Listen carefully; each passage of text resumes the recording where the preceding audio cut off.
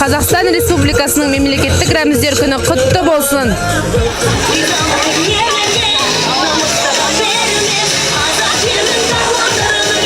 Бүгін бізде сағат 2-ден бастап бұл мерекелік программа басталынған болатын.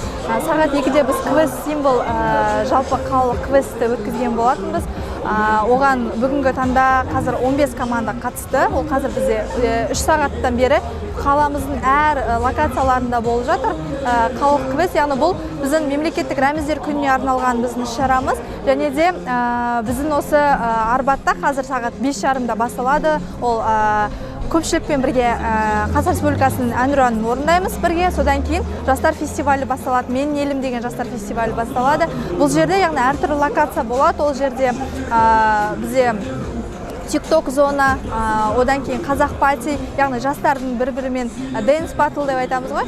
Және караоке бар. Содан кейін мына жерге қарасаңыздар, викторина бар. Одан бөлек бізде мына жерге әдейілеп қабырғаға шығарып қойдық. Тілектер тақтасы деп аталады. Ол жерге барлық қала тұрғындары келіп, өздерінің тілектерін елдеріне, жерлеріне деген тілектерін білдіре алады.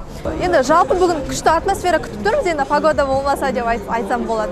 Құрметті қазақ елі, сіздерді бүгінгі рәміздер күнімен шын жүректен құттықтаймын. Еліміз аман, жұртымыз тыныш болсын. Көк байрағымыз әлемде желбірей берсін. Рәміздер күні құтты болсын!